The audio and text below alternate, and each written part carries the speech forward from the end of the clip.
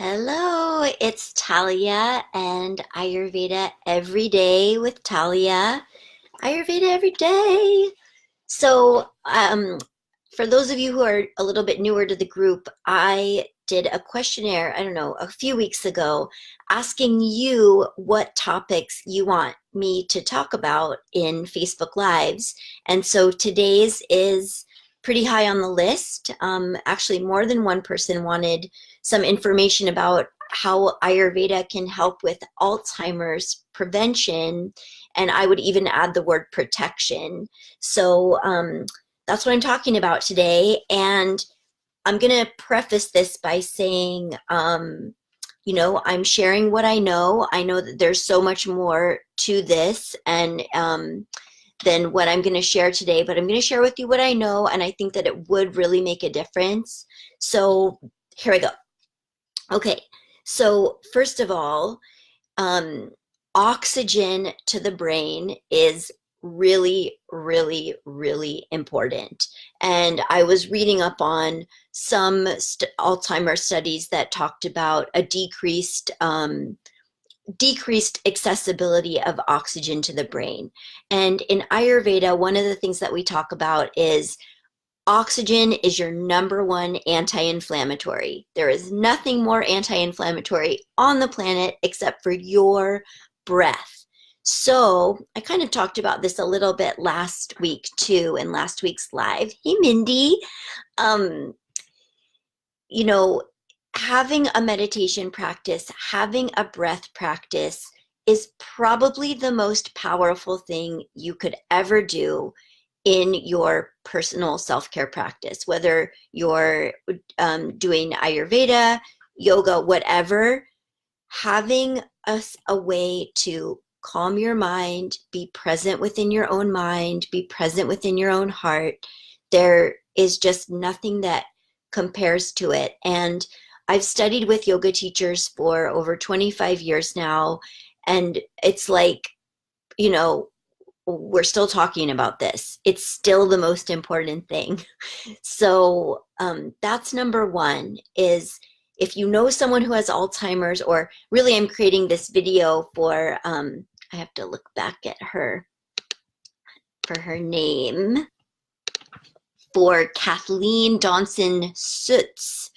Um, she doesn't have symptoms, but she's been told that she's at high risk and she just doesn't know where to start. So really managing your mind is the best place to start. And so quick meditation. So I'm just going to show you a breath practice that I really love that's very easy to do. You put your left hand on your heart. You can put your right hand on your belly, or I like to put it just above my navel so it's on my solar plexus. And when you breathe in through your nose, you expand your right hand away from your body. So it's you're breathing more into your stomach. And then you exhale your breath, moving the energy down. Hey, Amy, yes, you made it live. Yay. And then you breathe in again and you try to move your breath, your left hand away from you. So you're kind of alternating, bringing the breath into belly, bringing the breath into heart or lung, and you just kind of alternate with that. And it's such a cool practice for just kind of getting a sharpened, it sharpens your ability to direct your breath where you want it to go. And why that's so important is if you're feeling depressed or if you're feeling anxious, you really want to be able to push your breath into your emotions, into your, I should really say, into your mind that is causing the emotion, to start to create some diffusion of that emotional stuckness. And so this practice of like moving your breath into your lungs, moving your breath into your stomach, it gives you more power for where you can direct your breath. So directing breath into mind. And then nutritionally, there are a few things that you could be adding to your diet to also increase oxygen to the brain. So one is chlorophyll, and chlorophyll is a concentrated source of green plant matter. One of my favorite ones, it's called chloroxygen. and I want to say it's by Herbs, etc., but I might not remember that correctly. It's like they sell it in a little 1 ounce bottle or a 2 ounce bottle, super easy to travel with. I take it with me anytime I go to higher altitudes, even just by 1,000 feet or so.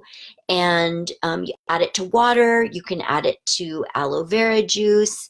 Yeah, it's really great. And it's quite cooling, so you do want to keep that in mind, but it's so oxygenating to the blood, and it helps you regenerate blood cells and um, just amp up the quality of your blood.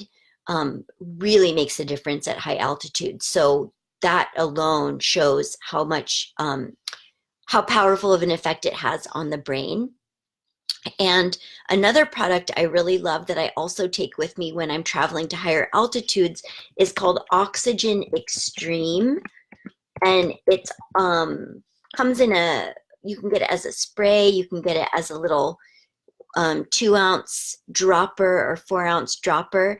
And what I love about that is you can kind of use it the way that you would use hydrogen peroxide to, like, you can clean wounds with it. You can put it in your eyes as eye drops to clarify your vision. And it's very antibacterial, antiviral, antimicrobial. So if I feel like I'm getting sick, I take a swig of it and I gargle with it and swallow it to just kind of really, if there's anything kind of infection up here that I don't want to swallow and bring down into my body, I can use that product. So those are both incredible, incredible additions to a healthy diet.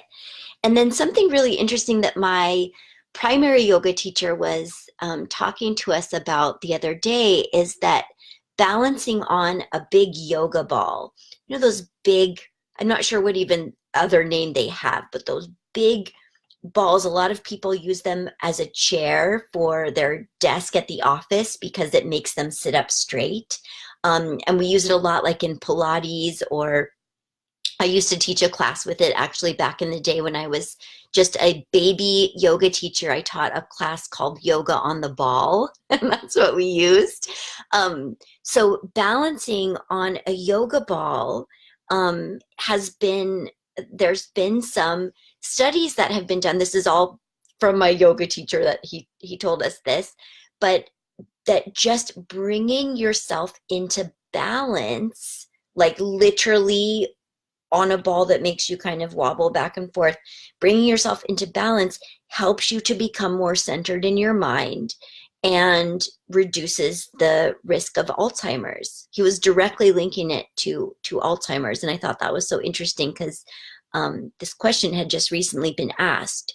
And so on that same note, any balancing pose would be something to incorporate into your day. And that could literally be, and this is going to sound crazy, that could literally be standing on 2 feet evenly and with consciousness when you're waiting in line at the bank or at the grocery store.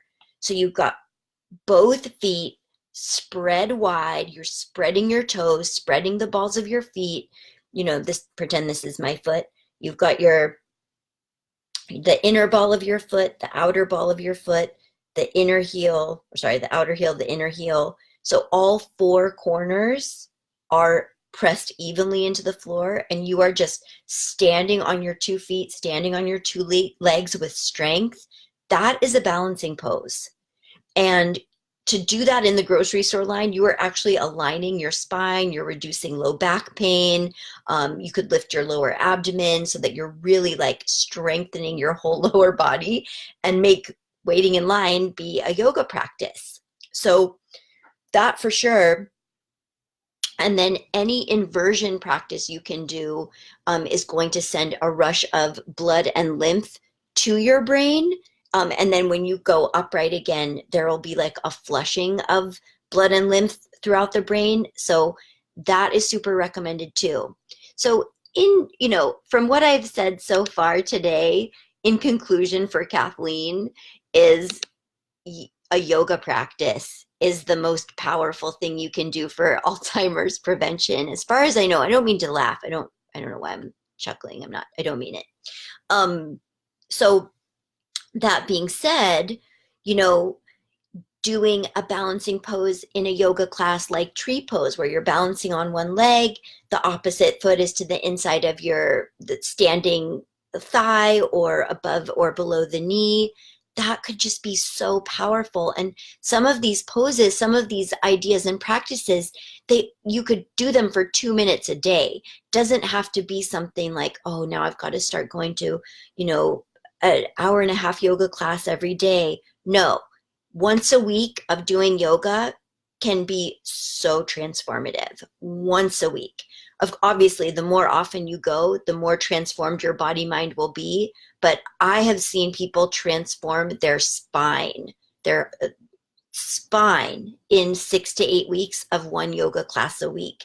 And just think of, you know, the increased flow of blood and oxygen to the brain when the spine is in alignment. It's really tremendous and huge. So a couple of my favorite inversions include doing a headstand between two chairs. And I did think it would be fun for me to do a Facebook Live where I demonstrate that. I just need somebody else to hold the camera. So I'll wait for a time when I'm with a friend, but I will demonstrate that pose because it's really quite accessible.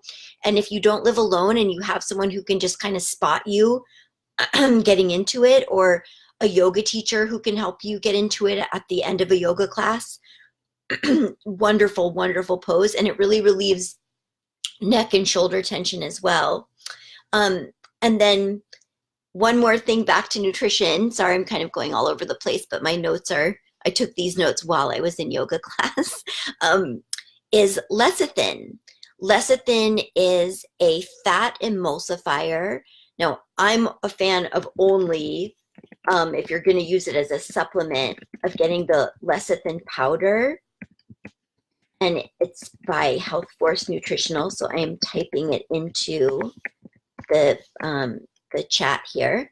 That's the only lecithin powder that I will use in a supplement form. Lecithin is also found in sunflower seeds and egg yolks. So if you eat eggs, if you eat sunflower seeds, and you even make sunflower seed butter, oh, such a great form of lecithin. And that protects the myelin sheath, which is the nerve synapse between the body and the brain. So anyone who has a serious neurological issue, nervous system issue, anything kind of that I can trace back to the mind being taxed, I always recommend lecithin. The lecithin supplement comes from soy. I don't recommend just eating soy as a way to get lecithin. You'll do much better getting it from egg yolks or sunflower seeds, or from a product like the non-GMO lecithin powder from Health Force, where they are extracting the lecithin from the soy. And it's really quite easy to digest, whereas whole soy is a little more difficult. And then the last point I want to make about this prevention is removing certain toxins from your home. This is huge, actually, so that you're not feeding whatever that chemical imbalance is that really drives Alzheimer's or even dementia to the surface. You can help prevent it by removing things like aluminum, chemical soaps, chemical softeners, chemical cleaners from your home.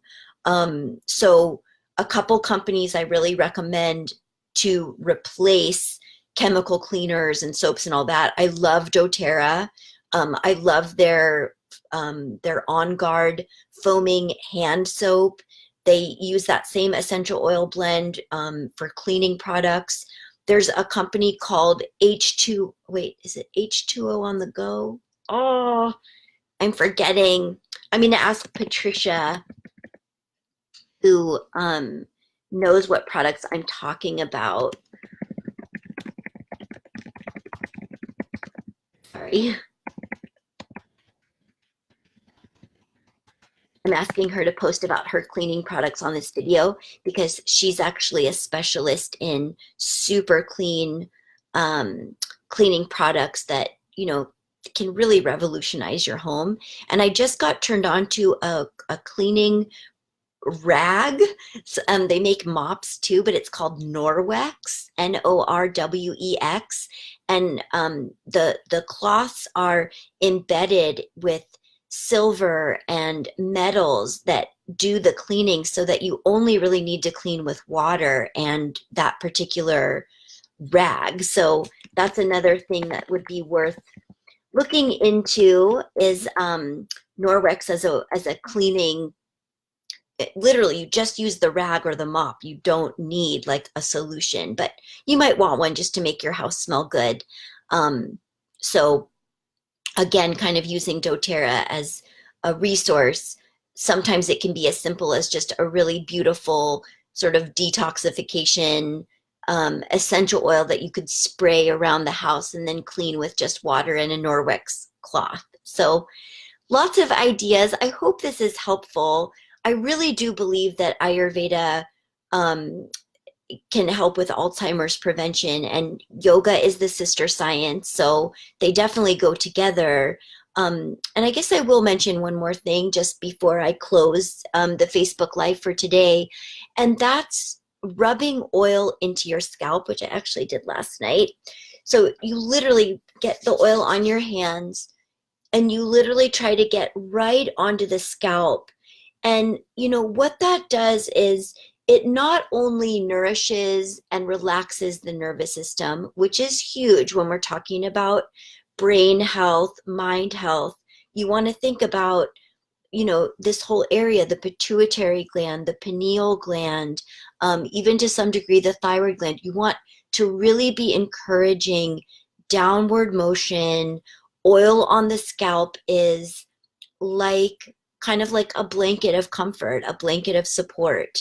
And you could even add essential oils to something like sesame oil or sunflower oil. You could add vetiver, you could add spikenard, you could even add something like ylang ylang, that they have this real grounding quality to them that help you get deeper into your body, which, going back to point number one, can help you take a deeper breath, can help you be less reactive, can help you be less stressed. So I really recommend that for Alzheimer's as well. And I think that's huge, is oil on the scalp, a minimum of once a week, if not a couple times a week.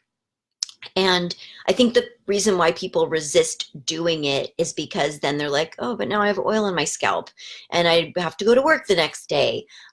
So the way you get oil out of your hair is you wash your hair with shampoo before you wet your head. So right now, like if I still have oil on my scalp, I like to leave it on for a couple days, but I have really thick hair, so I can do it and not look too oily. But right now I would literally put shampoo on my hands, wash my hair, try to get a lather, then I'd rinse it, wash it again, and then all the oil's out of my hair. So that's how you do it. And when you do sleep with it on, you just protect your sheets by putting a towel over your pillowcase. I'm actually about to write a blog about this. This is something I'm really excited about for the fall, is upping the amount of oil that we rub into our skin and our body. So look out for my blog. I'll let you know once it's published. And I hope you got a lot out of today's Facebook Live. So just in conclusion, breath, oxygen, meditation, going upside down in yoga if you can, balancing yoga poses, and rubbing oil into your scalp are just some really great ways to get started with both Ayurveda and Alzheimer prevention. So thank you for watching. Hope that helps you. This is Talya, Ayurveda Every Day with Talya. I'll see you next Thursday at noon Pacific time. Thank you.